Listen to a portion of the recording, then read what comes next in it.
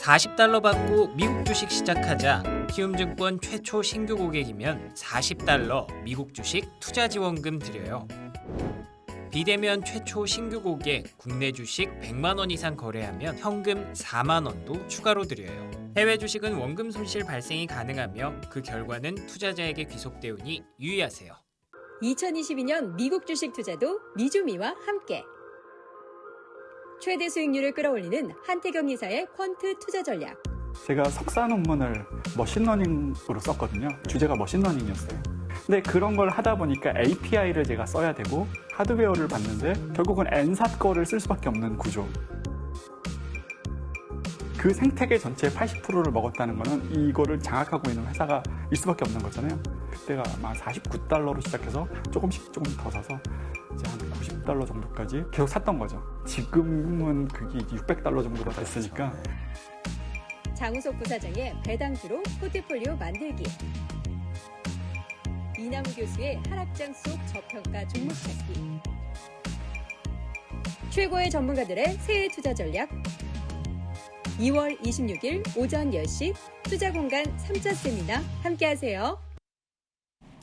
월스트리트 모닝브리핑 함께하고 계십니다. 투자공간 3차 세미나가 이번 주말에 예정돼 있잖아요. 맞습니다. 이제 일주일밖에 안 남았는데요. 네.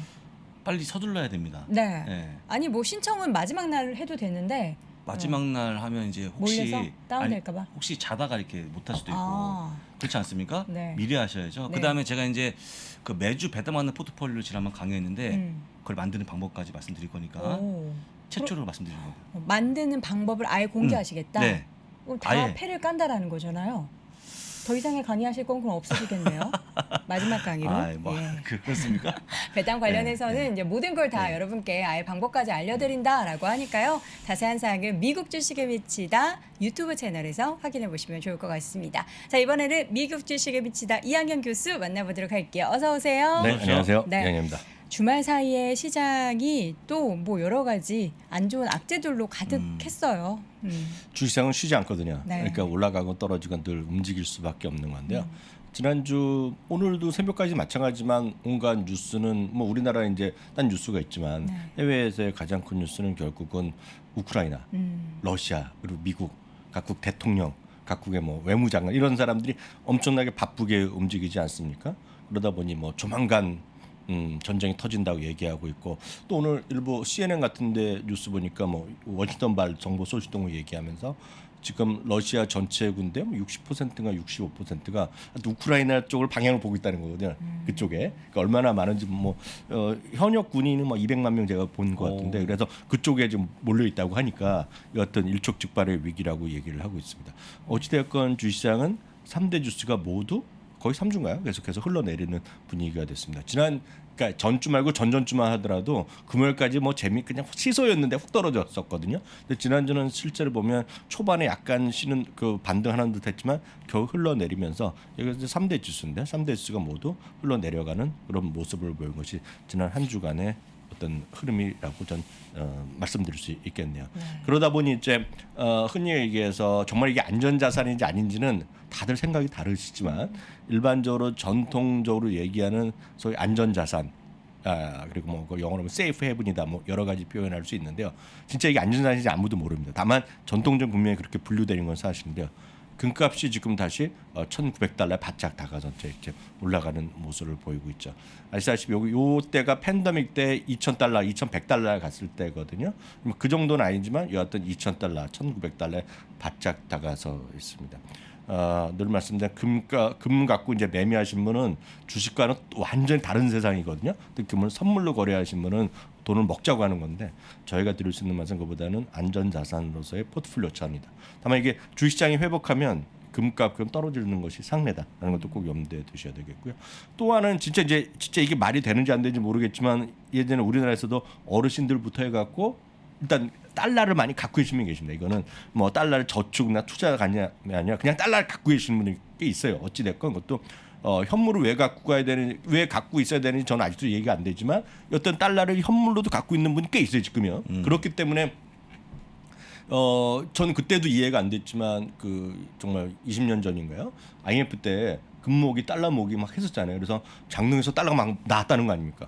근데 달러가 진짜 왜 있어? 갖고 있어야 되는 그 현금으로 현물로 갖고 있는지 모르지만 여하튼 금이나 달러 갖고 있는 분이 꽤 있어요. 여하튼 달러도 어찌됐건 지금 강세를 유지하고 있는 것도 팩트가 되겠습니다. 이 모든 것은 결국 주식시장이랑 반대 흐름이다. 반대 흐름이다라고 일단 이해하실 수밖에 없겠네요. 네. 기술적인 움직임을 사실 거의 보지 않으시잖아요. 네네네. 근데 이 차트를 보니까 네. 우울하네요. 데드 크로스가 발생을 그렇죠. 했더라고요. 이제 이건 뭐 기술적 차트가 아니라 일반적으로 얘기하는 거죠. 네. 그러니까 미국 해외 주식인데 뭐 단기적으로 매매, 뭐 테크니컬로 매매하는 셈은 없다 했다. 분명히 있긴 있으나 네. 실제로 보면 누가 다들 하더라도 일단 이동평균선에서 50일, 20일, 200일선은 상당히 의미 있는 선은 맞아요. 50일선을 다만 미국이나 서양에서는 50일선을 단기 200일 장기라고 본 차이죠. 우리나라에서 51선이면 초장기력이신 분이 많이 있잖아요. 어찌됐건 51선이 200일선을 하향했더라는 이런 데드 크로스가 났습니다. 이때 마지막에 한 게 2020년 4월이에요. 요 때거든요. 요때. 이게 이렇게 2주일 만에 35%가 떨어졌다가 반등했을 텐데 물론 데드 크로스는 어떤 전통적으로 보면 그 교과서를 보면 분명히 시장의 흐름을 약세 국면을 예측하는 거가 돼. 이게 결과론이다 무슨 선제 지표다 이런 거 다 상관없이 흐름이 안 좋은 건 맞는데요. 맞는데 교과서는 맞지만 이 워낙 급하게 떨어졌을 때 그 당시에는 이때 이거 데드 크로스 때 주식을 팔았다 그러면 완전 메롱됐죠. 그래서 절대적인 지표는 아니지만 그만큼 중장기선이 지금 아래로 좀 하향하고 있는 거는 팩트다. 그래서 흐름 자체 나스닥 이 자체 그림은 좋은 그림은 아니다. 팩트이기 때문에 다시 한번 여러분들께 확인해 드리도록 하겠고요.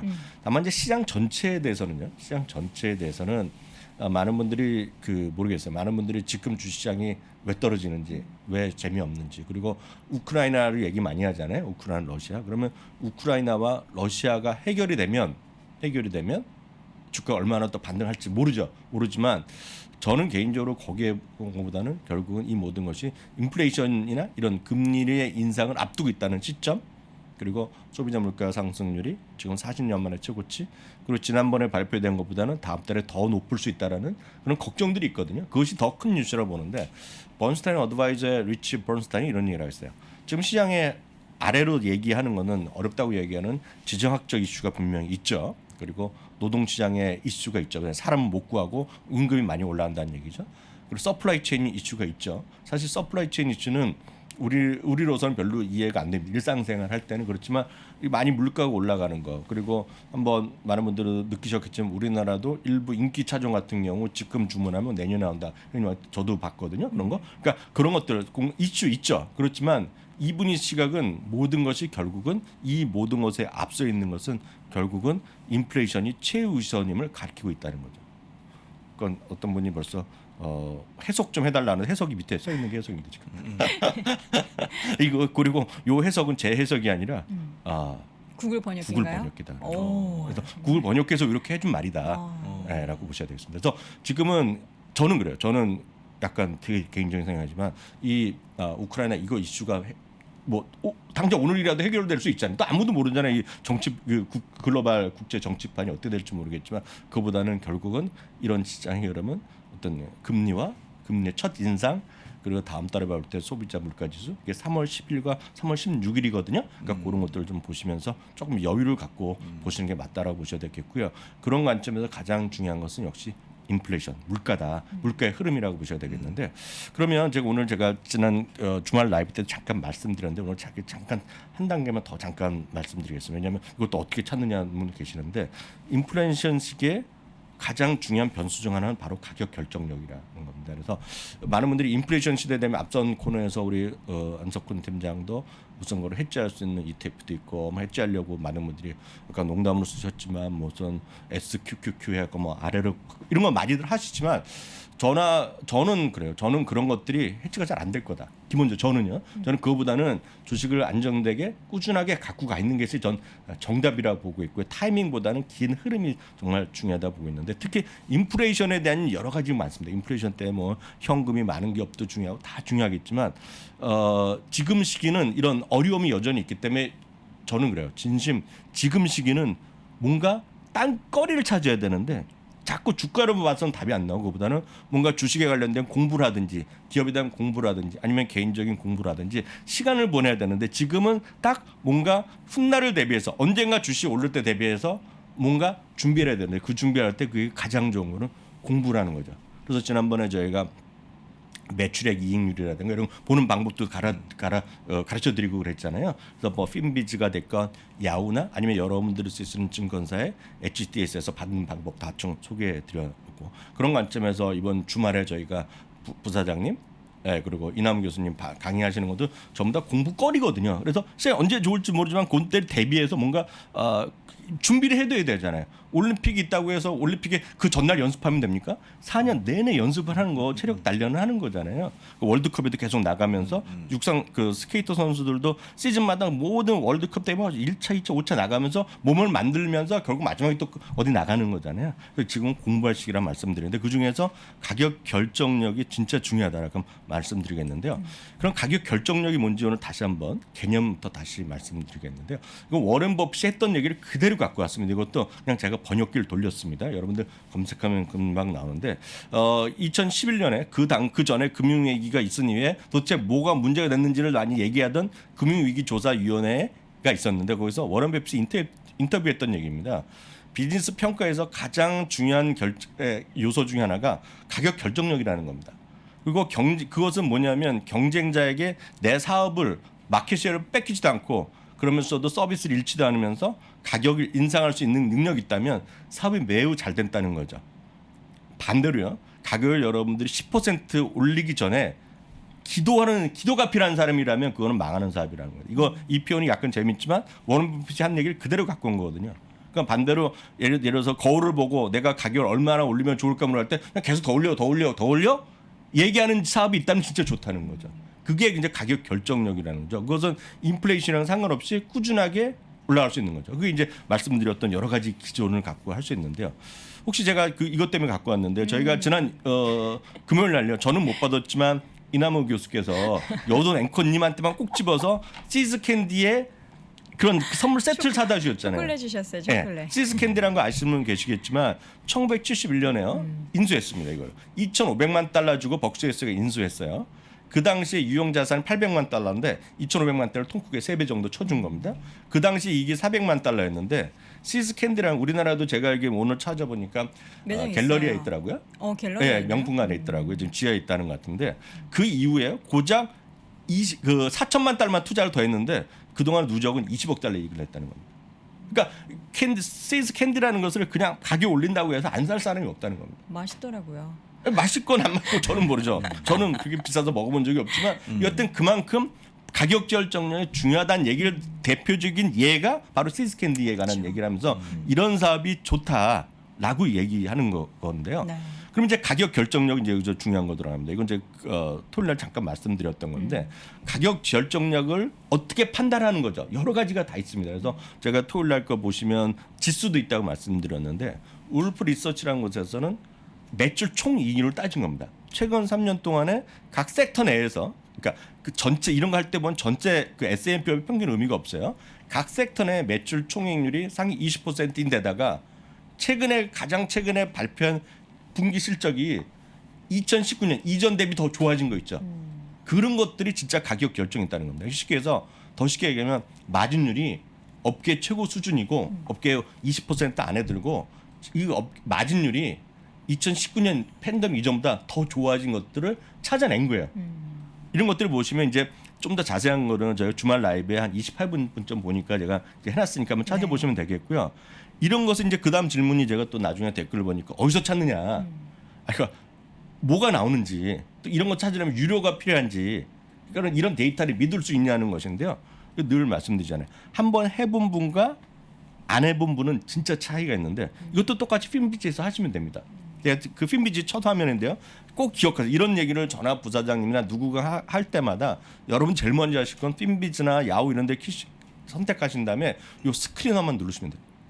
스크린어 누르신 다음에 일단 아까 말씀드렸다시피 그로스 마진이거든요. 그로스 마진해도 되고 여러분들이 영업 이 마진해도 다 상관없어요. 여기 보면 오버비도 있고 밸류에이션도 있고 파이낸셜도 있는데 파이낸셜 같은 거 한번 체크를 하세요. 그리고 이렇게 화면이 바뀌거든요.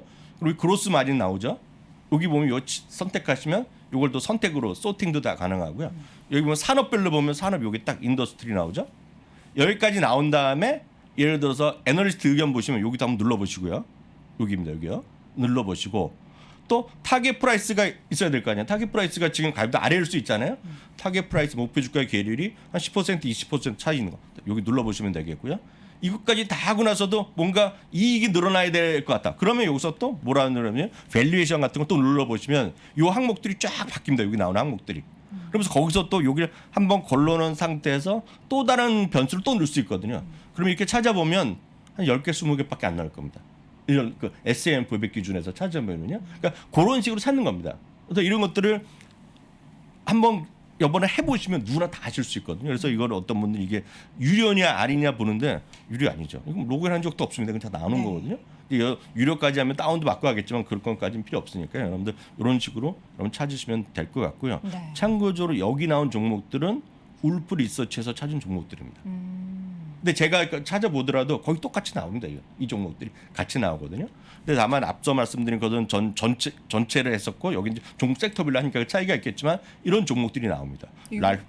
소비재 관련한 기업들만 꼽으신 거죠? 아니죠. 덱스컴 같은 것도 그런 것도 아니죠. 그러니까 다 나옵니다 거죠? 여기요. 그래서 이거는 랄프 로렌 같은 것도 있고 맥도날드도 있고 에스테 로더 같은 것도 있는 거죠. 그렇게 예를 들어서 콘스텔레이션 브랜드 같은 그 맥주 회사도 있겠고요. 어도비 같은 것도 있는데 보세요. 몇 개만 좀 보겠습니다. 맥도날드 같은 경우에 뭐 최근에 주가가 거의 고공행진하고 있고 약간 쉬고 있잖아요. 그렇지만 이런 것들이 계속 떨어질지 어떨지 모르겠으나 이런 것들이 가격 결정력이 있다는 거가 되겠고요. 한번 보세요. 에스테로더가 고점에서 많이 떨어졌잖아요.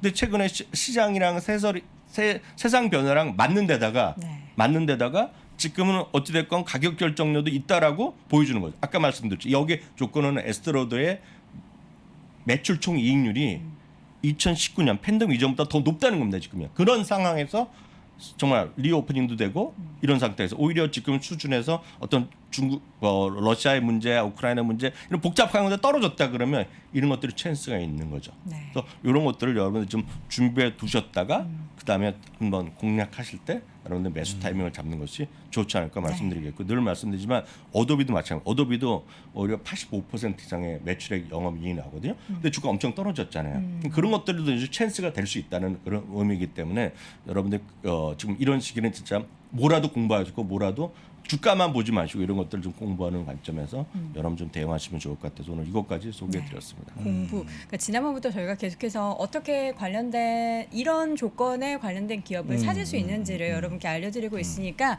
확인해 보시면 좋을 것 같고요. 지금 이남우 교수님이 급하게 저한테 메시지를 보내셨어요. 네. 시스캔디 초콜릿 네. 이 교수님 드리겠다고. 저도 하나 갖다 예. 지금 갖고 있던 거죠. 근데 저를 안 준 거죠. 두 분만 드리고. 저도 먹고 싶습니다. 방송 보고 계신다고 네. 예, 급하게 또 메시지를 보내주셨습니다. 우리 이 교수님이 네. 또 그런 거 네, 좋아하시는지 그런 거 몰랐네요. 좋아하시죠. 챙겨드려야겠어요. 그런 거 좋아하죠. 예, 미국 주식에 미치다 이항영 교수 함께했습니다. 교수님 고맙습니다. 네, 감사합니다.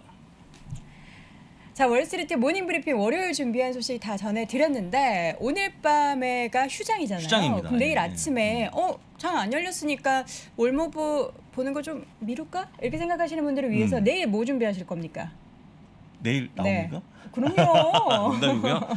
왜 시장 저기 장 안 열려도 기사가 나오지 않습니까? 네네. 기사 준비해서 나오겠습니다. 네, 실시간으로 여러분께 또 빠르게 투자에 도움될 만한 소식 네. 전해드릴 테니까 내일 6시 30분 잊지 마시고 함께해 주시기 바랍니다. 잠시 이어지는 오늘 아침 라이브도 함께해 주세요. 고맙습니다.